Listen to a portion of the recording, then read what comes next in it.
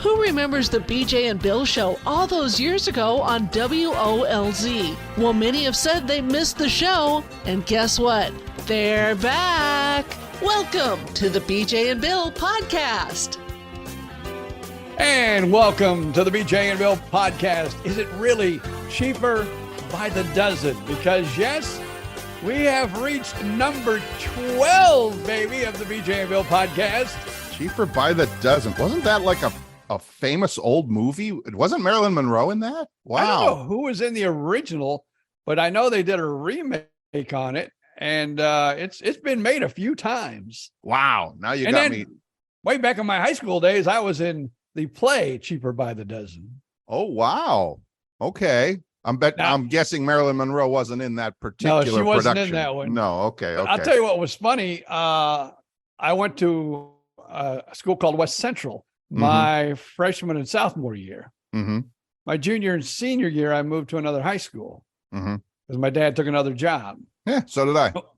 And what was funny, my junior year, or maybe it was my senior year, they did the exact same play that I had done previously at my old school, but I had a different part. I had a bigger part the second time. Ooh. There's a whole nother day. I'm writing that down. That's a whole nother day's worth of stuff we can talk about, because that's interesting that you moved in the middle of high school, because so did I, and blamed my father for taking me away from what would have been hopefully my very first real steady girlfriend. And many years of therapy were required to fix that one. Well, not many years, but I mean, a little bit of therapy was needed for that one. So yes, but here we are. I just moved on to new girls. There you go. I hear you. That's good for you. Here we are at episode number 12. Unbelievable. Are we going to still be counting them down like this when we're up to 100 or something? Well, we got 8 more episodes and then I run out of toes and fingers. So that's where we're going to have to stop. So here we are at the Big Dozen. I don't know about where you're at here in North Central Florida, NCFL, as we say. It's a chilly morning out here as we record this. I stepped outside and I'm like, "Ooh, time for the hoodie and the whole thing." And zip it up. When I checked our temperature this morning, we were definitely in the 50s. Now, I will tell everyone this is the Thursday before Thanksgiving. Of course, our podcast always lays on a Wednesday. So we'll actually, when you hear this, it'll be the day before Thanksgiving. Well, I don't know when you listen to it, but right, it'll drop. It will drop the day before Thanksgiving. So yes, you're going to be preparing, I know, for your A, cooking on Thursday, B, shopping on Friday. Oh, no. No? The son always seems to, well, since he's got that big old place in Fort Myers. Yes. He's been hosting the latest gatherings. Nice. And then, of course, he likes to, I told you he was one of those guys that likes, Uber Eats and DoorDash and everything. So he's not having Thanksgiving dinner delivered, is he? Oh, no, I think they're going to pick it up like the day before, but they're going to get honey baked. Oh, remember honey baked ham back in the day? I remember our honey baked ham. Show? Yes. What was the gentleman's name? Oh, come on. I come on. So the story BJ is telling is that back in BJ and Bill days on the radio in Fort Myers, we had a very good friend, a friend of the show, who was good that we can't remember his name. And we can't. Well, it's been 25 years. Come on, but I remember him because anyway, he was the franchisee for honey baked hams, and he had like 3 of them, I think. I don't know how many he had, but all I know that almost weekly. He would bring one of those lunch boxes from Honey Bake to the BJ. Oh, yeah. Oh, box lunch. It was awesome. Now, here's the story. The reason I remember, and the funny thing is I remember he had been a firefighter in a previous life and had gotten injured or early retired or something. And that's how he got into, that's where he don't remember his name at all, but I worked for him one day because he approached me after the show once. And it was like one of those the day after Thanksgiving things or day before Thanksgiving things when it was going to be totally slammed at the store in Naples. And he asked if I would come in to work for him because he's like, I can't be at every store. And I'm not sure I trust everybody at every store. He says, so all I want you to do 2 things, be a traffic cop. When people come in, point them at the different lines so that they move through the line quickly. And then every hour, empty those cash registers and count the money and stash it in the safe. And I did that for a day. One day. I worked for Honey Baked Ham for one day. It was fun. He trusted you more than me, because now I remember that year. He had me come be the traffic cop at the Fort Myers location, because, they had that little, it's almost like going to Disney. You come in the day before and there's like a line and it goes like back and forth and back and forth around the place. You bet. You bet. So I was in charge of keeping everyone, in the line. That was my job. I did that. I never, he must have been there. So he didn't trust me with the money. I didn't counting touch the money. any of the money. I just got to tell, people to get in line. And the one I was at was in North Naples. So who knows if that store's even there still? Probably not. But yeah, that's weird. That's funny. So there you go. Well, we were just talking about first jobs. We were just talking about, I want to get back to that.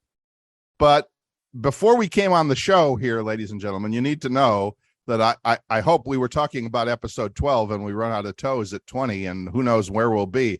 I'm hoping BJ Odo makes it through this show, ladies and gentlemen, because he had to take some medication before the program began. And tell us what's going on here. You got some blood pressure issues or something? I have no idea, but not the last time, but the time before last, when I went into the hospital, right? That was the time I think I spent almost 3 full weeks in the hospital. Right. They were trying to get everything balanced and my blood pressure went drastically low. And so they started giving me, intravenous drugs, to help, raise the blood pressure. And then they gave me blood pressure pills. And so this is what a cardiologist told me when they were trying to raise my blood pressure. He goes, well, the best thing you can do is drink a lot of water. And I normally wouldn't say this, but you need to eat salty food. Right. And I said that even before we came on the show here. I said, maybe you need to start smoking or something. I don't know that we wouldn't want to do that, but I understand. Because the salty food raises the blood pressure, right? Yeah. But he's a cardiologist. Right. My cardiologist always says, cut down on the salt. Right. Cut down on the fatty foods. Right. But here he's going, you need to eat some things. You need to eat more salt.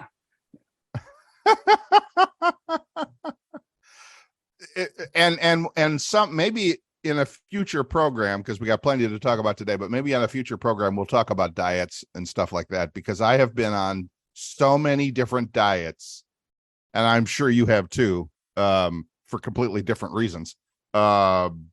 There's some stories there too. I'm sure there's stories there. So anyway, you're on this blood pressure thing now to actually raise your blood pressure, because most people are trying to lower their blood pressure. And you actually have to raise your blood pressure. And basically most of my life, that's what I had to do. I had to take medicine to lower my blood pressure, but in probably the last year, and some days it's fine. I take my blood pressure in the morning and it's fine. And some days I take it, it's low. And some days, I take it, and it's just a little low, so I don't take anything. But I do notice this. I went in because as you said, in Central Florida, it's a chilly day while we're recording this podcast. Right. So I took a very hot shower. And it seems like the days that I take a really hot shower in the morning, that's usually my blood pressure will be lower after a really hot shower. I mean, that's interesting. Well, don't know why that would matter, but I guess warm water probably expands. Because cold. Right. Cold makes things contract. Hot makes things expand. So if you took a really hot shower, you would think your blood pressure would go down, or maybe not. I'm not a doctor. Yeah, it would, because you'd be really opened up. Your blood vessels would be open wide. Right. You would think. Right. Yeah. Right. So whenever I take a hot shower, that's the problem. Okay. I guess I just need to take cold showers in the morning.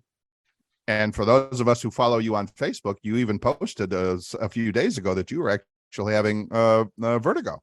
I didn't go another to work movie last week. Another old movie. You couldn't go to work, really? Well, I mean, I probably could have, but there's nothing like driving between Winter Haven and Lakeland, and all of a sudden the road starts spinning, and you're going, "Whoa, which way am I supposed to go?" Yeah, that's not good. So we're glad you stayed. We're glad you stayed home and recovered. What does that feel like? I mean, is it just that the room starts to spin? Oh, it's just like going on, like when you were, well, I don't know. Some people don't really get dizzy, but it's like, when you go on a merry-go-round or something and it goes really fast and then you get off and you're going, whoa, you can't hardly stand up because you're just Right. dizzy. You're still moving. It's Yeah. just Yeah. the same thing with vertigo. And I've had this problem for years. It comes and goes and comes and goes. And actually this morning, because I'd had like 2 days where it was really not much of a problem. I mean, maybe a little bit, but not where I Right. really had to, grab something and go, whoa. Oh, This okay. morning when I got up, it was another one of those, whoa, I need to grab something. You do whatever you need to do to take care of yourself there, old man, because this show ain't doing itself. Now there's, I think, now there's, there's a maneuver where you lay down while you turn your head to the right, then you lay down and then you whip it real fast. But I'm not going to do it here or I'll be spinning again. And you whip it real fast the other way and you hold it for 10 seconds. And then you whip it back to the right real fast for 10 seconds. And then keeping your head right, you're supposed to slowly set up. And that's somehow, my wife says it's crystals. Somehow it supposedly rebalances the crystals in your head. In your ear. Oh, in your head, ear. in your ear. Yeah, yeah, yeah. I mean, yeah, because there's little itty bitty, fluids and crystals and little hair bits in there in your ear inside that do the hearing and the balancing and all that. And now you've heard the beginning and middle and end of my knowledge about balance. So that's nothing. So interesting. And have you tried it and does it help? It doesn't help that much with me. Now I haven't tried it this time. Maybe I should. Okay. I've tried it in the past and it never really seems to help. But usually I have it really bad for about 3 or 4 days. And then it just kind of slowly goes away. That's why I said I thought this morning when I got up, I'm in the clear again. I guess that was me thinking I was in the clear again. That's why it happened. I don't know. But now I talked to a woman and I don't know how you'd get along with this because there's really no meds or anything you can take with it. She says she's had it for like 3 years. Wow. Just doesn't go away. And does she have any like home remedies or like you said, any of those exercises or things that she does? No, she just lives with it. Now, I did have other people because I posted it on Facebook. I had other people say I need to see a neurologist. A neurologist. But well, also, another person told me a nose, ears, and throat doctor. So who knows? I know so little about that. It's sometimes scary, but sometimes I just thank the good Lord that I'm healthy like I am. So that's good enough. So, okay. Well, good. I mean, let us know how it goes. Keep us up to date. Yeah. I don't know what. I one time went to a neurologist and the problem with a neurologist, unless I guess you've got one on standby, it's going to take you 3 to 6 months to get in to see any neurologist. They must be busy people. Most doctors are busy. Like private practice doctors are busy people. I mean, dentist, doctor. I just got back in the past couple of days. On Monday, I drove down to Sarasota to see I'm not going to say eye doctor, but I had the whatchamacallit, the laser cataract surgery done back in January. So this was kind of like the last check-in to see how it's going and give you another vision test and all of that sort of thing. And they schedule them months in advance. So I think it's just that busy out there. I think it's just that crazy and busy. And what was it? I read somewhere, of course, when you read things on Facebook and online. It must be true. It's on the internet. Yeah, it's got to be true. But something about the world had hit a certain mark of how many people inhabit the earth. 8 billion people living on this planet. Yes. It's a little, if you haven't noticed, but if you haven't noticed by the traffic in Florida, yes, there's 8 billion people on this planet, and most of them seem to be in Florida. Yes. Driving on I-4 and I-75. Oh, I-4 is a nightmare. Okay. Well, good. All right. Well, we're glad you're healthy there. You keep up the good work and all that. And heart's going well and all that. You're still fine with all the rest of the major stuff. I'm still alive. Okay. Still alive and kicking. I'm like, one of those people like Tom Brady. They counted me out years ago, but I'm still going. I was actually thinking of Jason from the horror movies. You know, we shot him, we stabbed him, we threw him in the lake with the alligators, we poured the acid on him. Oh, he's back. I swear this was like years ago, like maybe 5. It was after my transplant. I know that. It was like, I think when my father died. I was up in my hometown. Right. And of course, you know, you're in your hometown, you had your favorite, bar in your hometown. So I ended up going to the favorite bar after I think the ceremony, so I could have a few cocktails to relax. And somebody came up to me, "Oh my God, I heard you died like 3 or 4 years ago." And I said, "Well, I'm here." You could have said, "How do you know I'm not dead?" I should have. Right. But it's like 13. Really weird. You're VJ Odom, right? I go, "Yeah." He goes, "Yeah. Man, I heard like you died like 3 or 4 years ago." That's unbelievable. Well, it's not unbelievable. I suppose anything, it's word spreads. So yeah, no, the legend of VJ Odom continues, ladies and gentlemen. There's no keeping this guy down. All right, good. Whatever. All right, what else? So that's the health story. What else is going on out there? How goes home sales? The home sale? Well, I'm sorry, did I derail you there? You had something? Well, no, but I mean, that's a lot. I don't know, but we've got people coming and seeing it. It was just, we haven't got, I guess, as they say in the business, the right person to come see it yet. Okay. So my stress level is slowly going up. I thought, here's what, I need to just quit reading, because I keep reading, the housing market is slowing up. Oh, the housing market is slowing up. The major builders are having, people backing out of deals because, the economy and everything. And I'm going, oh my gosh, we'll never sell this place, and we're going to be in another place, and we're going to be bankrupt. Hopefully this podcast starts making lots of money. Listen to it like 5 or 10 times. Get as many commercials in as you can possibly listen to during the BJ and Bill podcast, because I will need the money soon.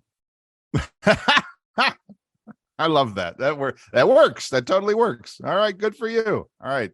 So it sounded like you listen again. That's right. And then listen like after that. Something else going on. Just all day long. All right. We get it. We get it. Listen a lot. Let the cat listen to it during the day. Whatever. Put it on repeat. It's good. No. It sounded like you were having something else going on there. What's up? Not much. We talked about this. I believe we talked about this in an earlier episode, our first radio jobs. Yes. But we never talked about our first jobs. How you got to where you are, how the legend of BJ Odom began. Boy, I'm guessing, let's see, farmland, Indiana. I'm guessing it was farm related for you. No, it was not. Oh, wow. Well, now my brother did a lot of the farm work, but we've talked about my heart issues. I had heart issues when I was a child. Mm-hmm. So my mother really didn't want me out in the fields, lifting all these heavy equipment and, the big 50 bags of fertilizer and everything else. So my first job, believe it or not, one of her best friends had a son who owned a Texaco gas station. And of course, if you're young, and I say this, you're not going to have any idea what I am, but I was a gas attendant. Ah, yes. Remember the days of I didn't sit inside and people came in and bought snacks while they got gasoline and I took their money. No, you went outside. I went outside no matter what the weather. Remember, I came from Indiana, winter, no matter what. Yep. I walked out to the car. I would put gasoline in the car. And then I also would lift the hood and check the oil. Did you really on every car? Well, I say, would you like your oil check? And I don't know why, but it seems like 9 out of 10 times they would say, yeah, sure. Yeah, I don't know if it's a courtesy yes, or they really, I think back then though, people checked their oil regularly. I think they probably did. And it was more important. I'm going to say, I think it was probably more important then because modern cars are a little better, but I don't know that. So, but that's interesting. So sun, rain, sleet, snow, or was it just for a couple of months? I can't remember exactly. I know it wasn't like a long career. Oh, okay. But, and I only worked one day a week. It was like Sunday mornings. Okay. probably, and I can't, the town, now I talk about Rensselaer. Right. That's like I said, when I moved, when I was a junior, we Right. moved to Rensselaer, but we were from a small town called Madairyville, where I think maybe the population of the entire town and the farmers around the town maybe hit 400. I don't know if it was. So I didn't pump a lot of gas. I mean, well, we were on a major highway, Right. 421, which was a major highway. If it has 3 numbers, it's not a major highway, but I get you. I hear you. back then, it was somewhat of a major highway. Then. Sure. So, I mean, you get some traffic on Sunday, but, it's usually the local farmers or people that, 90% of the time it's people that knew you that would come into town. Now, I'll tell you what my biggest problem was. Back then too, maybe the same today, but Volkswagens, you put the gas in the front, right? Had the gas thing. Some are on the right, some are on the left. Yep. Some you had to pull down the license plate. Yep. And put it in there. I had an old Chevy like that, and I would sometimes be going. I'd have to go back to the window. Where do I get to your tank? Now, how old were you when you did that? I'm going to guess about 14, somewhere in there, 12, 13, 14, 15. Okay. Because when I had my license, my second job was a lot cooler.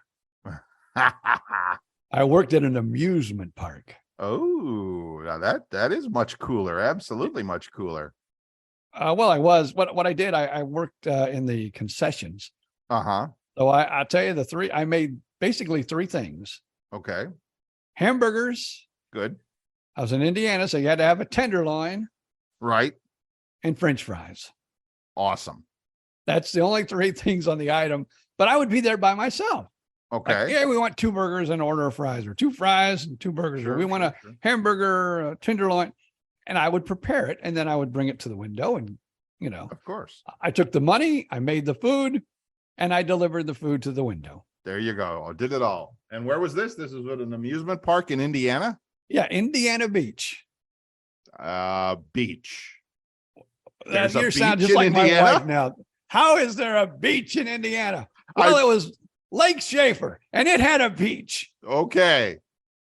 And an amusement park. Yep. And what was cool, though, because you got to know different people that worked in different sections of the park. Right. Because you were like, back then, I was like a junior in high school. Right. So, I mean, that's like, when you start getting to know people and, doing things. Right. And so they had a haunted house. Well, it was like you got in a little car and you drove through, and at the very end of the thing, there was a big semi truck, and the lights would come on, and it scared the crap out of you because you come around a corner and all of a sudden the lights would come on this semi and the horn would go, like real loud. Well, you could actually, believe it or not, it was really the front of a semi truck. And you could get up into the cab of the truck. So a lot of times when we were off work, just for fun, we'd go, hey, can I get in the, you. So like people would come and you sit up there in the truck. Wave at them. Look out. In other words, that's a scene you see every day on I-4, right? Yeah. Yeah, basically. Yeah. But it was so much fun going in there. It just, I always wanted to run that ride, but I never got to run the rides. But I had some friends that did, and they let me go in there and sit in that truck. I'd only go in there for like maybe a half hour, 15 minutes. That's awesome. For that half hour, 15 minutes, it was fun. You enjoyed terrifying people. I get it. Yeah. You'd see the expression on their faces. Because the headlights lit up, right? Lit up bright. Right. They would be like, screaming in their mouth. And then I even had people, say, I swear there was a guy in that. That's the guy. They there's, when I knew someone else, and people come out and say, I swear there was a guy in that truck. There was a real live guy in that truck. That's awesome. I love that. That's awesome. Well, it's interesting. You talked about the gas station thing, because actually when I was in high school, so I would have been a little older, maybe 15, 16, 17. I worked at a gas station that was one of the last. They did it both ways. You could pump your own, or we had pumps that we would go out and do it. So I did a little bit of both. I mean, it wasn't like a 7-Eleven or a Circle K. We didn't have snacks or anything like that. But, we had the little itty bitty, shack not a shack, but, we had a little itty bitty room in the middle of the gas station where people would come and pay for it, or somebody would pull up to the pumps and honk their horn, and we would go running out to pump gas and do their windows and all that. I didn't check a lot of oil. I don't remember doing that, but I do remember, doing the gas and doing the windshields, the squeegeeing the windshield. Oh yeah, and yeah, stuff you had like to wash that. your windshield. Of course you did. So part of your job. Yeah. That was kind of interesting. I mean, we just, turn the radio on, turn the rock and roll radio on in the little room at night and sit and wait for people to come or pay their money or do whatever. And boy, I remember a lot of I did not do this. I did not. I want to make it perfectly clear that I was not involved in the marijuana sales situation that occurred in the back of the house. Oh, there was one, huh? But there were two other kids who worked with me, and they're probably in prison now for all I know. And people would show up at the window, because you just have the little window with the thing that slides under the glass, where you could push the credit card slip back when you had to do credit card slips or cash through to pay for your gas. And once a night, maybe or somebody would come up and go, "Hey, is Jerry here? Is Jerry? You guys got the stuff. You guys got the stuff." I'm like, "Hang on, let me get what's his name in the back." And they would go out and do a little deal, and that was all good. So just saying that we were known as the neighborhood gas, and we were right on a busy corner. I mean, right on a busy corner. So people would come by and get the gas and the windows cleaned and get their weed for the night. All good. Now let me ask you and that was like 40 years ago when it was a thing, when it when it was a real thing. So now I guess here's a question I'm going to ask you. Yes. It probably was. Was it like we used to call it Indiana ditchweed? Was it Ohio ditchweed, or was it like brought in from like nice places? Yeah, no, this was brought in from you're asking me to remember 40 years ago, and your memory's way better than mine, but I don't remember, but I'm sure it was not a local product. Let's put it that way. I'm sure that it was a high, because I remember seeing it and sniffing it, and it was like, it was the real deal. It was absolutely the real deal. Have bays in your gas station? What's that? We had 2 service bays. Oh, no, this was literally a do-it-yourselfer. Yeah. See, we had actually 2 service bays, but none of the bay, the bays were closed on Sunday. Mm-hmm. When I was at work, because they only did that work, probably Monday through, maybe they was there Saturday. I don't know. Right. I was only there Sunday, and I was, now, can you imagine this today? Being a 14 or 15-year-old boy. Right. And being alone at a gas station. What could possibly go wrong? And back then, nobody thought a thing about it. Nope, they did not. Now, did this stuff go on maybe back then, and there wasn't the internet, there wasn't social media?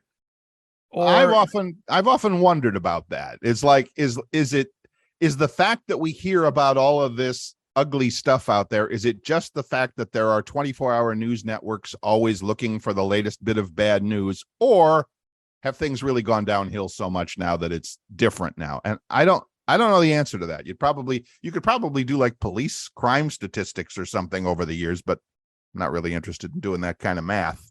And I think people back in those days, even if it did happen, people were reluctant to talk about it. Probably so. And I've seen, especially with a lot of, well, shall we say, other kinds of crimes. Yes, for sure. Mm-hmm. I don't know. And you also wonder about, and I'm not even going to bring it up, but okay, I'm going to. What the heck? This is a podcast. Oh my God, here it comes, we can folks. Talk about anything. Sure. But like the gay population wasn't nearly as big. It didn't seem like it was. And again, I think back in the, like we grew up in the 60s and 70s. Yeah. And that's where the closet came in. I think there might have, I have a lot of friends now that are gay. Sure. I remember growing up that I knew of, even in high school. I don't really remember if I had any gay friends in high school. I definitely did not, that I knew of. I'm going to say that because, like you said, if they were still quote unquote in the closet, they didn't come out to me, which, right. And so it was my first year of college before I was officially introduced to, a couple of young men down the hall that were gay. No problem. Great. Fine. Yeah, that's what I feel the same way. Yeah. Yeah. And I give my father a lot of credit for that. He was good to teach me that everybody is everybody. We're all humans on this planet, and, let them show you who they are through what they do and what they say. And don't, not just because they happen to be a certain color or a certain persuasion or a certain whatever, that they're any different from you or me. So thanks, Dad. Good job. And when I met my first gay couple in college, it was like, cool. They're good guys. Awesome. I don't think I don't think had my first, gay meeting until I was probably at least in my 20s. Right. Maybe even early 30s. But yeah, I went to a big university. I went to a big quote unquote. Well, it was at the time a big university that brought in people from all over the country and all of that. And maybe you didn't have that experience. I don't know. Well, like I said, my first hometown only had maybe 400. Right. And my second hometown, which I kind of call my hometown because that's where I graduated from. Right.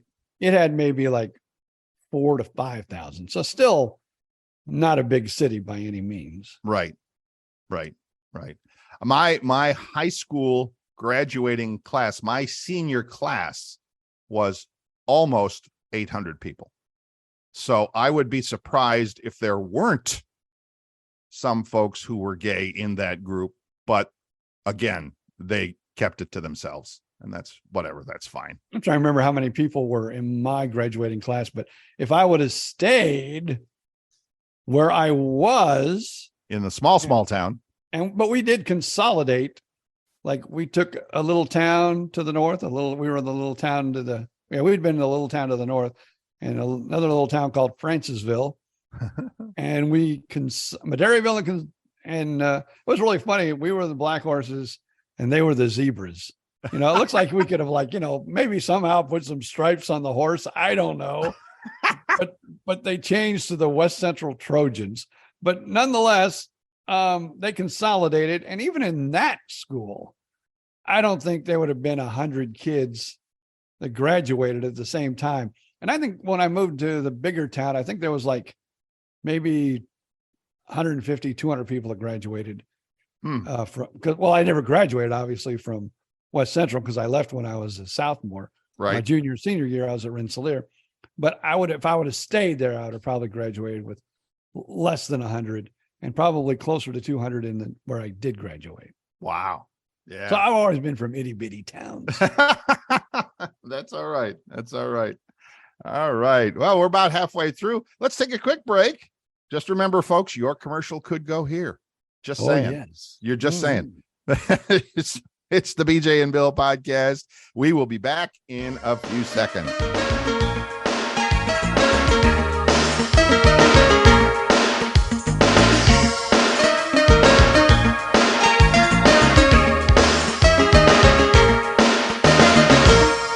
Welcome back. This is the BJ and Bill podcast. I'm Bill Stevens. That's BJ Odom over there. Remember, if you want to get in touch with us, the email address, BJ and Bill podcast, and spell out the AND, BJ and Bill podcast @gmail.com. Look us up on Facebook. The Facebook page is the same name, BJ and Bill podcast. And again, spell out the AND as in BJ and Bill. Awesome. And we have to thank once again, Jay. He does all the Google ads and he does a lot of the Facebook ads, the BJ and Bill podcast. We just sit here and talk once a week. Yeah, it's easy. He does the hard work. He's the one that goes out and gets us our new listeners all the time. So Jay, thank you very much. And now when I go back home to my son's house, who actually operates the company we're working for, I will try to get some numbers on how we are doing. Oh, that would be interesting. That would be super interesting. Yeah. I think in the very beginning, we were getting something like 1,700 downloads. Seriously. Yeah. But, And just and you're talking that's across everything, right? Because I know we're on like Apple Podcasts and we're on Spotify and we're on a whole host of that was the whole. Yeah, that's because it goes through the company that places the commercials in. So awesome. They get the number from all the different places where you can listen to us. That is super cool. I love that. Who'd have thunk it? I try to get some numbers for us there when I go back and visit the sun. Back when we were in the radio business, and it's still to this day for folks who don't know that when you say numbers in the radio business, that determines whether you live or die, basically. That determines whether you have a job next week. What were the numbers? Well, the numbers were great. The numbers were bad. The numbers were in this demographic between, 25 to 54-year-olds, women, whatever. We were great. And so anyway, then the numbers. Yeah. And the difference between like what we're doing on the internet and the radio numbers were always, they weren't accurate, I must say. It was always like they would, have people do surveys. Mm-hmm. They would take like a percentage. Okay. They interviewed, more than that though, but they interviewed 100 people, 25, 56, and then they would what percentage of these people, and that's where you would really get your number. So they didn't really go to everyone who listened to you. No, they only got a percent of the city that would determine how popular you were. Right. Where now, when I get the numbers from Gentry, it's the numbers that actually listen to the podcast. Right. Now, the good news, the bad news with these quote unquote numbers are that you can't, like in the old days, like you said, and maybe our listeners are familiar with that. Maybe at some point, because I've gotten them. It was a diary. It was a little diary, a little paper diary that you would write in over the course of a week. And they would ask you, what radio stations did you listen to? What time did you listen? What blah, all of that stuff. And then they would ask you the demographic questions. How old are you? How many people in your household? How many people listening to the radio? All that stuff. So you could get, I think that term is granular. You could get some specific information about people and who was listening and what times and all that. But with podcasts, it's just a raw number, right? I mean, it's just, hey, we had 10,000 people download the show. I don't know if they were 8 years old or 80 years old. I don't know if they were, in a room with 100 people listening or just one in the car. So it's a trade-off. It's definitely a trade-off. So, but it's kind of cool though that I wish we could have done that in radio. Know the actual number of people that were listening at one time, but it'd be impossible because we were a big radio station, 100,000 watts. We went all the way to Key West. Yep. All the way up to Sarasota. Yep. And all the way, because we get calls all the way over from Miami. Yep. So to determine how many people were listening in that entire area would be pretty near impossible unless they had some kind of magical thing. It would be tough. I wonder if nowadays, the modern radio like the satellite ones, I wonder if they can tell how many people they have listening just based on like the radio, because like Sirius XM, does the radio in my car talk back to Sirius and say, oh, Bill's listening to the smooth jazz station for 2 hours while he drives? It may. I don't know. That's curious. That's a question I cannot answer, Bill. That is also a question I cannot answer, but I can answer this question, and I'll ask you this. This is a transition. Did you weigh yourself today? Not yet. I just did my blood pressure. Oh, okay. Wait, no, I did. Yeah, no, wait. I usually weigh myself every morning before a shower. I weigh myself every morning when I get out of bed. I have a routine. I go to bed. I get up out of bed. I go in and I wash off my face and hands and with a little warm water to get my day started. And I make a pit stop, of course, and then I step on the scale.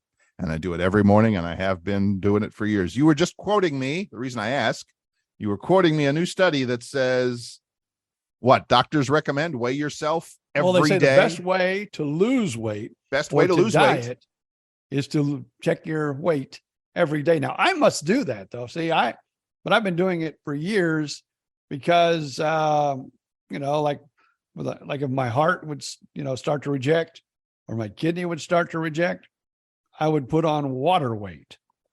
And so they asked me to weigh myself every day. And if I gain more than 5 pounds in a day, I need to call somebody quickly. This is my surprised face that you're not seeing on the podcast, but 5 pounds in a day? Yeah. And have you ever done that?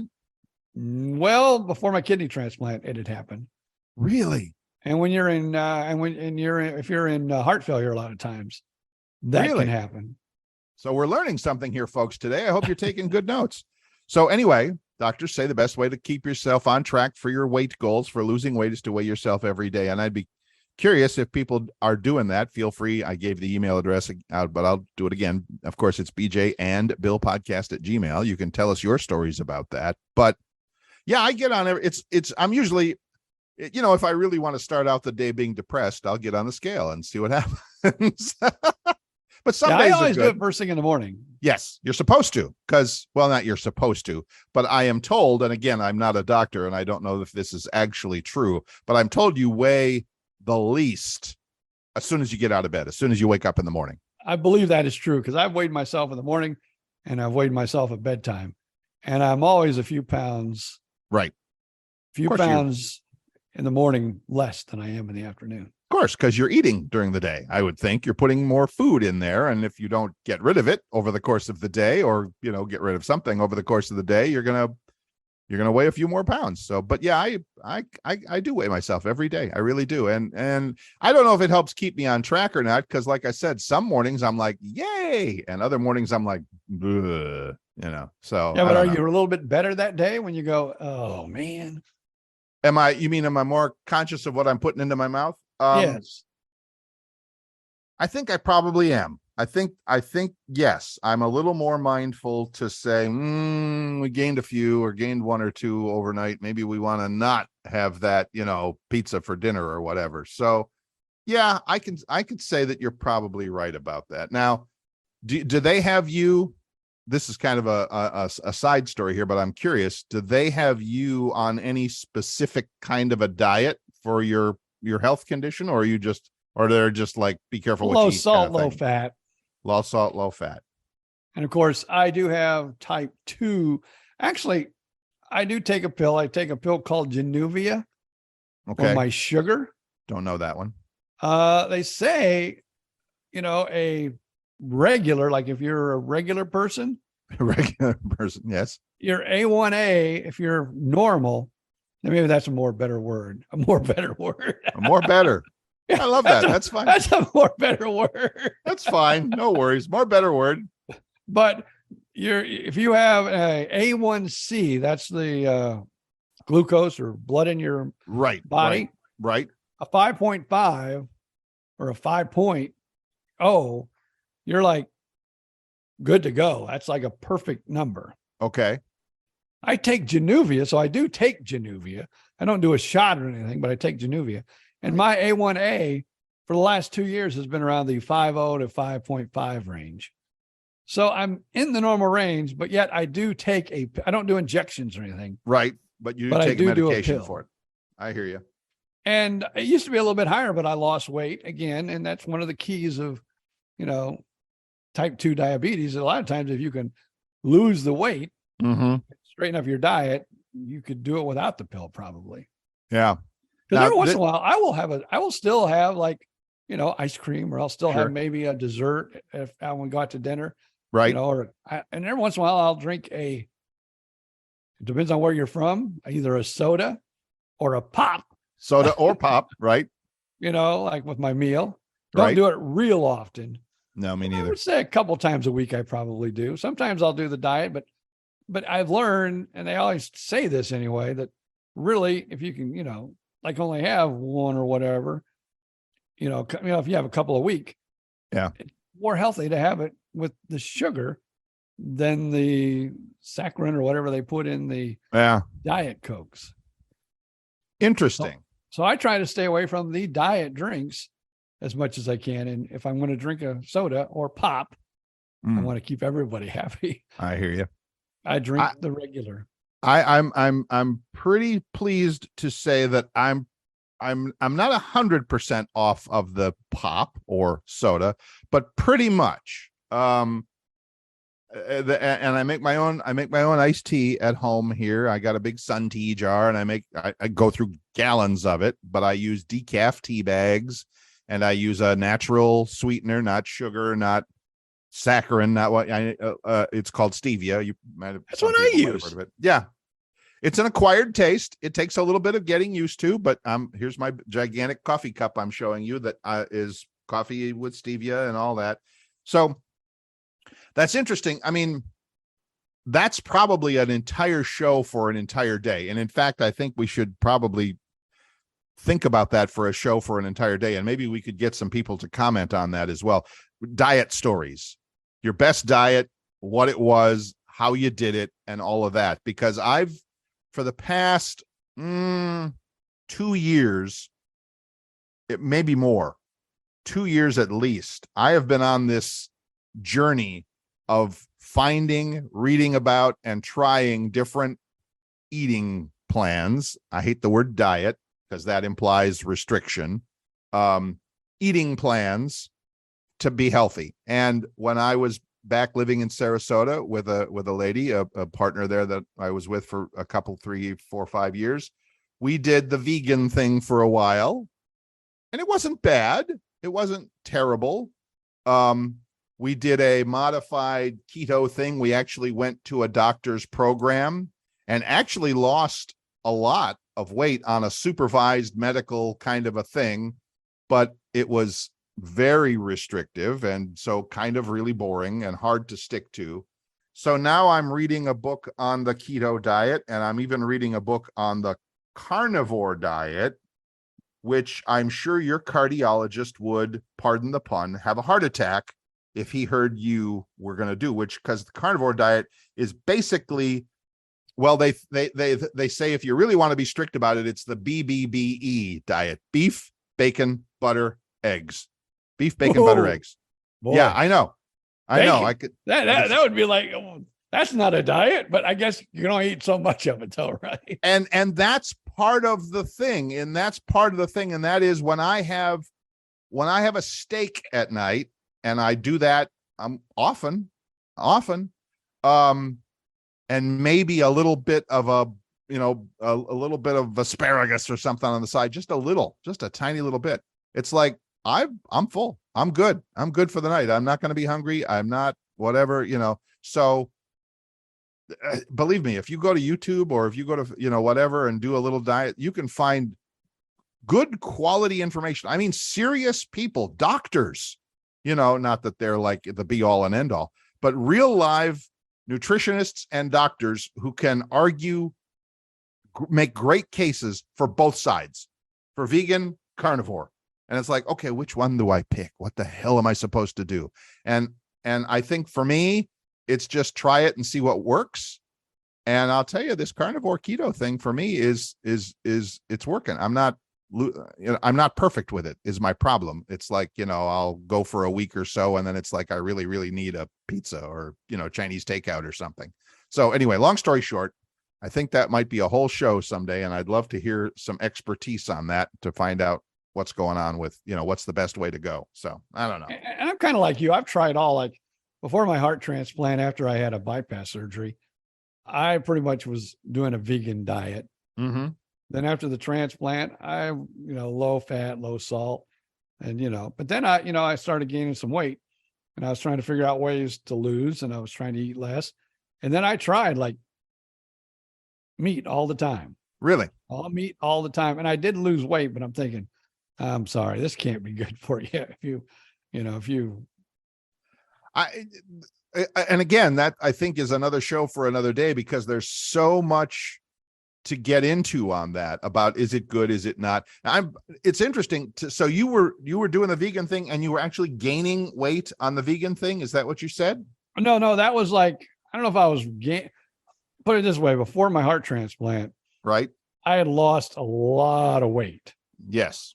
But I was pretty much doing a vegan diet because, I don't know, just the things that were going on in my life. I just thought it was the best decision, not to Right. make any cholesterol or, clog any more arteries than I have to. I hear you. I hear you. But a lot of doctors, I mean, just as an aside, a lot of doctors will tell you, oh, cholesterol, that's what feeds your brain. And you kind of need that. And so anyway, again, there's a lot of ways to argue about this. So you did the vegan thing. And then after the heart transplant, what you changed? They gave you, I went back to just like a low fat, low salt. Yeah.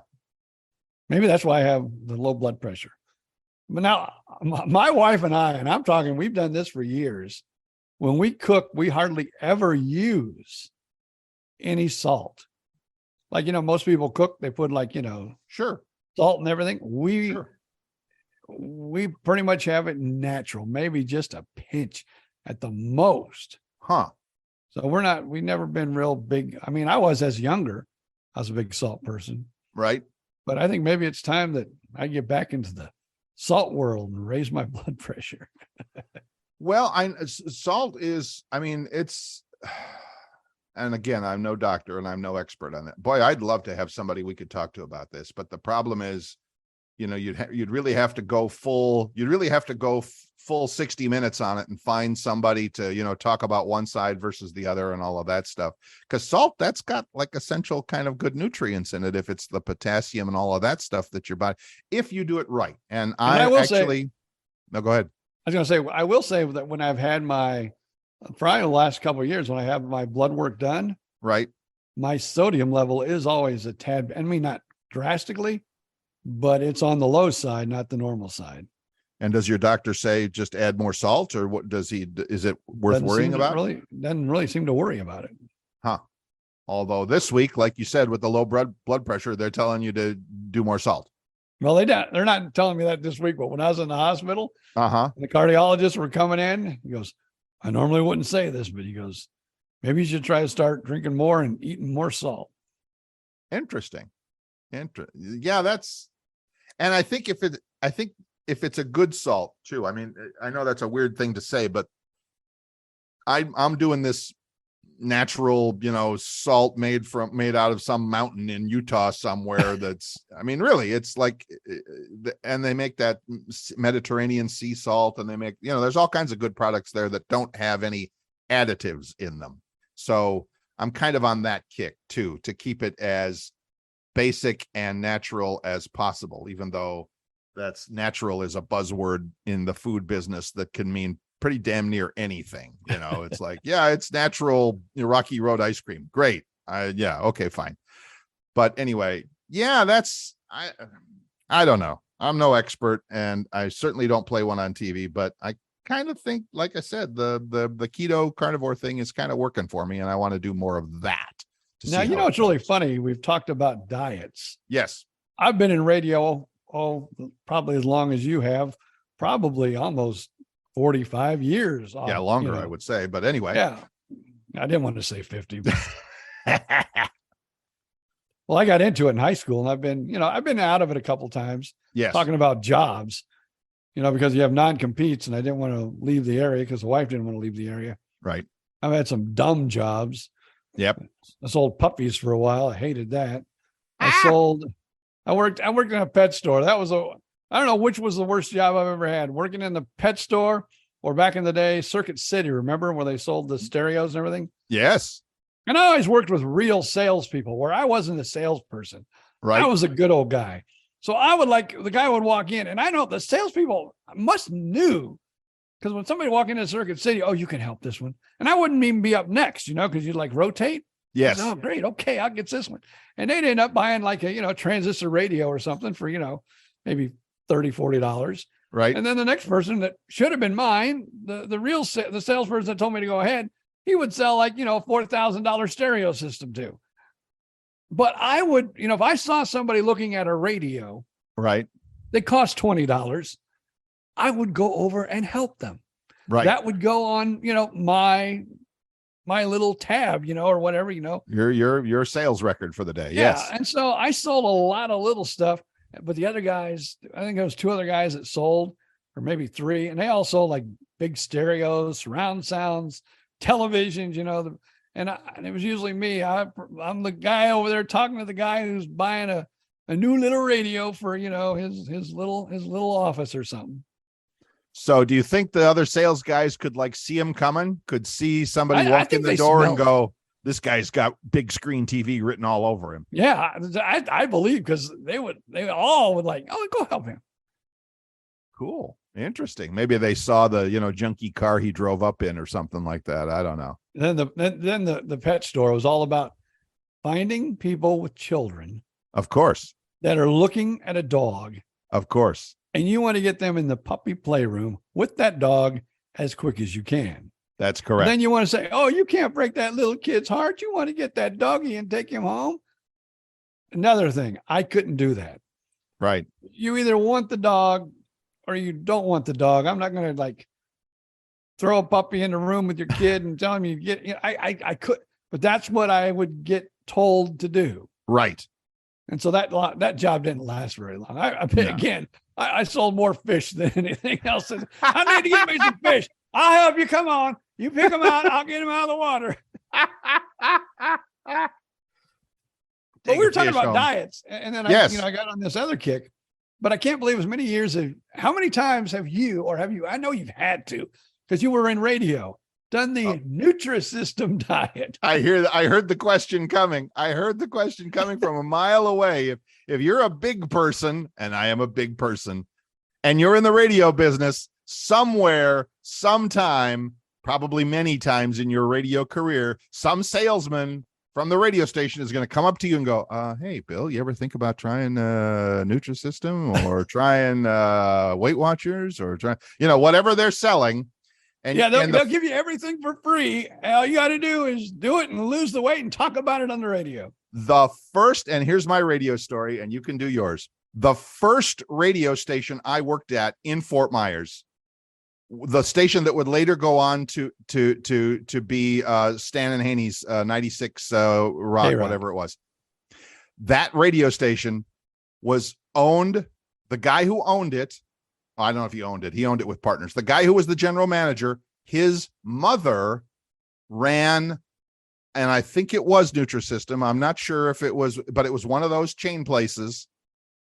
And literally from my first radio station in Fort Myers, I was doing that. And it was, and she was a nice lady and I enjoyed it. And I don't know that it really did a whole hell of a lot for me in terms of losing weight or whatever. I would always lose weight.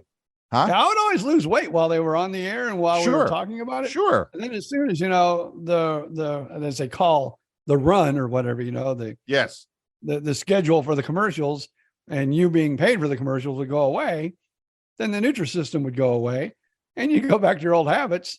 Yeah. Boom. You'd be right back to where you were. Right back to where you were. And so I can't tell you how many times I've done that at radio stations I have worked for. The answer is a lot. I've done it 3 times. One time, and I forget where I was working. It might have even been with, Oldies 95. I didn't weigh that much. Right. I go, I'm really comfortable. I don't really need to take off weight. Yeah, but why don't you do it anyway? Even just take off, because, the salesperson needed to find, they wanted that morning person or whatever, the big personality to do it. And so, okay, I'll do it.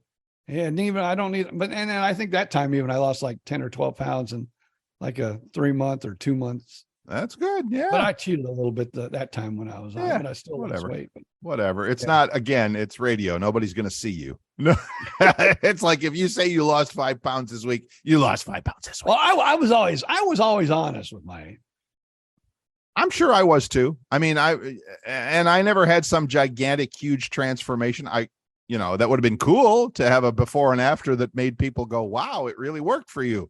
But yeah, that stuff is, the idea, in fact, I had a doctor tell me that, God, probably 30 years ago or whatever, and he says, all diets work. The only question is, are you going to do it or not? It's not a matter of will it work. Of course it'll work. The only question is, will you stick to it? And my answer has usually been, well, no. Well, I will go on record today. Here it is, folks. If you remember listening to the BJ and Bill show on Oldies 95 WOLZ, Yes. I think my favorite diet where we were paid to talk about the product, and we had it for a long, long time on the air, I hear this coming. was Mel's Diner. Yes.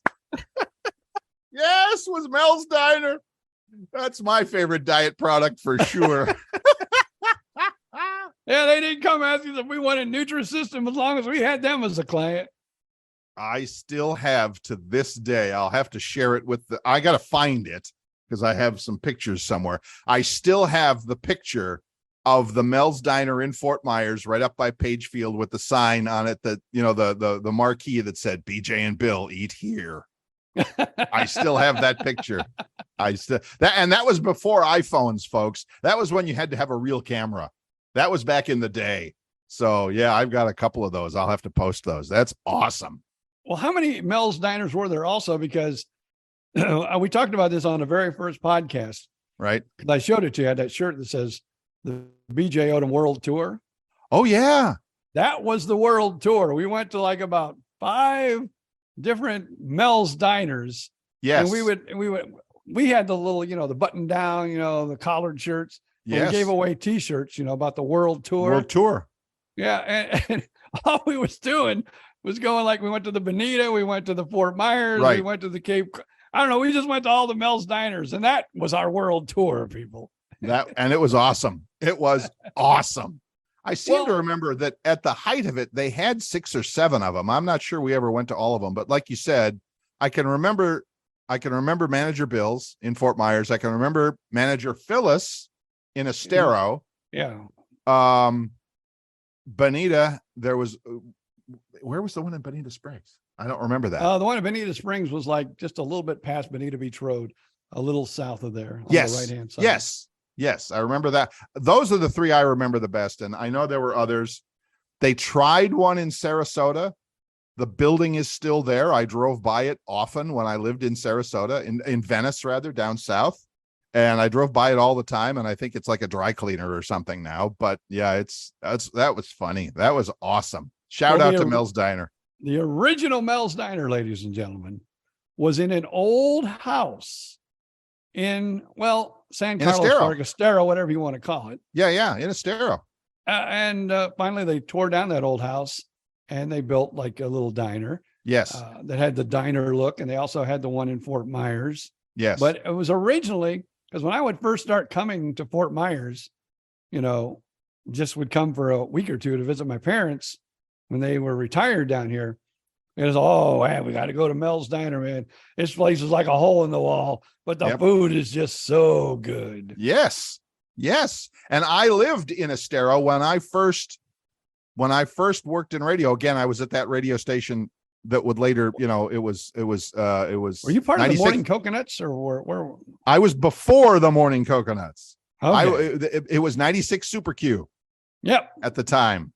And I was before that. I was Steve. I forget Steve something. He's passed, unfortunately. But anyway, yeah, I know. But anyway, the Mel's Diner was literally, I lived right there and I worked right there. And the Mel's was also right there. I remember going there many times when it was back in the day of just being an old beat up house. Yeah, that's awesome. Now it's called the 41 Diner. What is called the one in Mel's? Estero?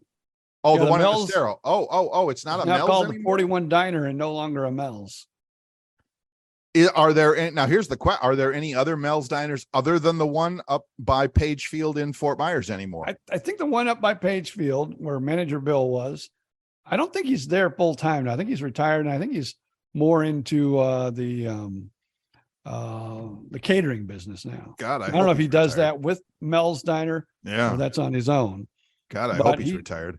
Yeah, he still does some catering. Yeah, but that one's still there, and I do believe, but it's been a long time. It's probably been 10 years. I think the one in Cape Coral may still be going. But yeah, if you're ever in Southwest Florida, people, if you're not a BJ and Bill fan I noticed that I'm really starting to enjoy that because we, not only are we on the page, the BJ and Bill page, right, but we're also on the podcast playground page. Yes. As far as their Facebook is concerned. And they do a lot of advertising for our show on Facebook. And I am noticing more and more people from the Naples area are Oh, starting to click like. And I Awesome. always go and look at them. And they're always of the age that they probably at one time were humongous BJ and Bill fans and are now listening to the podcast. So let me say from the bottom of my heart, thank you. Thank you very much. We do appreciate it. That's awesome. And that's a good spot to end on. Any other final thoughts there, Mr. Odom? No, if you're tired of, well, let me just say we have someone that's interested in our house right now. They haven't made the final decision. Sales I think pitch, maybe folks. because Sales my pitch. wife's, I think maybe because my wife wants to hang on to the furniture because unfortunately they are one of the people from Southwest Florida who lost basically everything. Oh, wow. And So are they're looking at your house. Yeah. So they're starting from scratch. They're looking at our house, but one of their big questions was, would you be willing to part with some of your furniture? Oh, So we're kind of negotiating that. Well, my wife wants to know, well, what would they like? sure. I'm just not going to say everything in the house goes, but what would they like? And that would help us determine, the factors. But Sure. yeah, so God bless them, and God bless them for, being alive and going through, the storm. But like I said, so they're looking to move to Central Florida away from the coast. And I'm Gotcha. thinking more and more people are probably trying to do that. Maybe so. I So know my anyway, son, he's happy. He's still happy where he is. He had some roof damage. He's a little bit farther inland. yeah, same with my ex-wife there in Fort Myers as well. She's no desire to move. She likes where she's at. So that's cool. Good. Sorry, lengthening the show there, but I thought I would. No, you're fine. that You're out. fine. If you're shopping for a house in Central Florida, contact BJ Odom. Yes. Yeah, if you want to get away from Fort Myers down there, if you're listening, call your realtor and say, hey, we want to move to Winter Haven in Traditions, and we want to move into that villa that's right. I mean, it's on the water, but it's, not the ocean, not the Gulf, but, we're on the water. And then we have a big lake where you can actually put a pontoon boat and speedboat. And so, hey, There it is. want to move to Central Florida, Winter Haven, Traditions. Write it down. Tell Write your it realtor. down. And get in touch at bjandbillpodcast@gmail.com or at the Facebook page by the same name, BJ and Bill Podcast. Look us up. Thanks again for listening, everybody. Right now, it's just up Mr. BJ Odom to say, See ya.